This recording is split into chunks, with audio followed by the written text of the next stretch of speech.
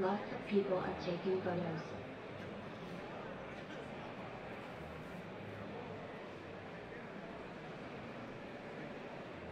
Drink. Hi, Rachel. Give me a drink.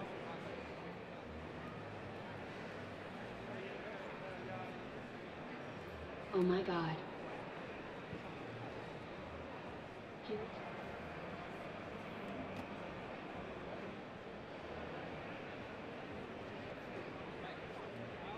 Someone like to ask for some coffee? Enjoy. So the robot itself is now an avatar. It connects to the cloud over mobile network. So what do we need for the network? Low latency, high speed, and ubiquitous coverage. So 5G is needed.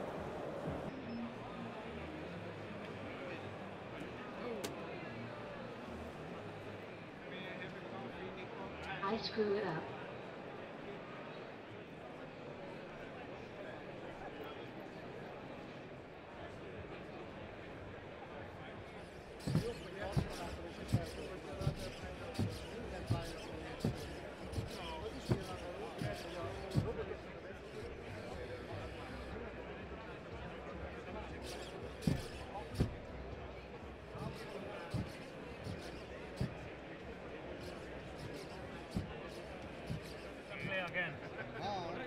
Det är en lång historia hur allting hände, men det löstes.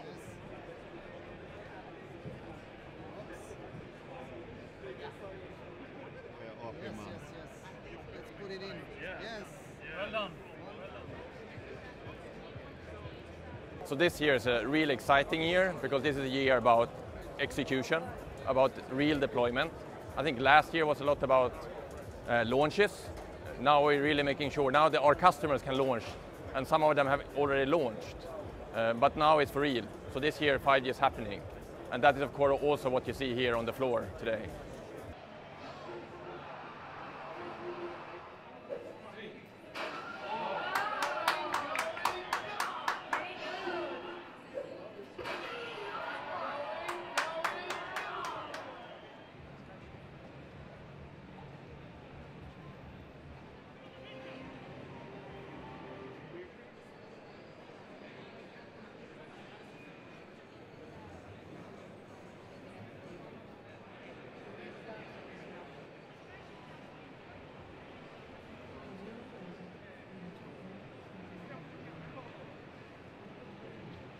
We're looking at billions of new devices being connected to the network, and that's going to take networks that can handle vast numbers of connections. But not only that, you need different types of connections. It's about flexibility. So you need very low power connections to connect up smart agriculture, smart utilities, whereas on the higher end applications, the AI, the VR, the AR, you need very high data rates and low latency. So what you're seeing is a whole new scaling of networks that are able to manage many different applications. It's no longer just about a mobile phone, it's about connecting everything together.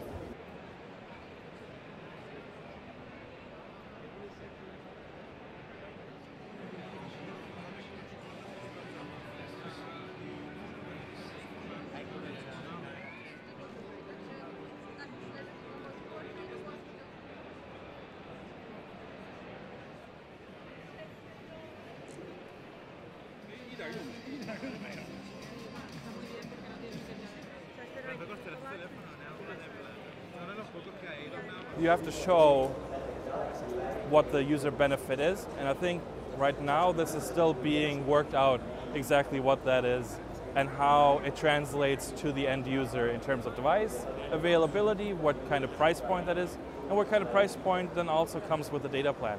Is it going to be similar to LTE plans at the very early stage where carriers had, a premium bump on pricing for LTE access versus other networks? So there's still multiple things that need to be worked out.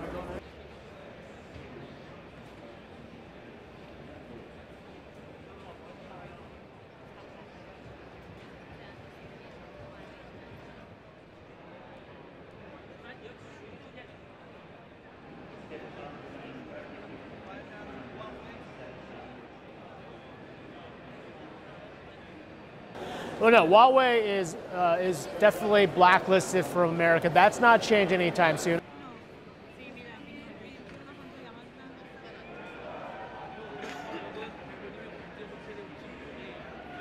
Well, keep in mind, Huawei is not the only game in town when it comes to network equipment, right? We've got Ericsson, we've got Samsung.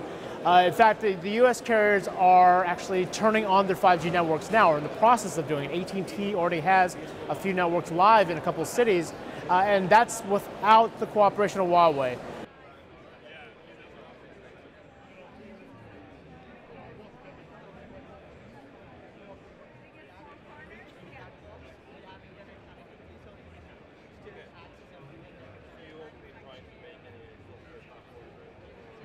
You can infiltrate all sorts of networks. It doesn't have to be 5G. You can hack 3G networks. So I would say let's all come down a little bit on this side and look at the potential of 5G over the longer term, the medium term of course also, and move into the use case scenarios. And of course you have to remain on your toes. You need to be very clear as to the risks that are involved in using network technology in general.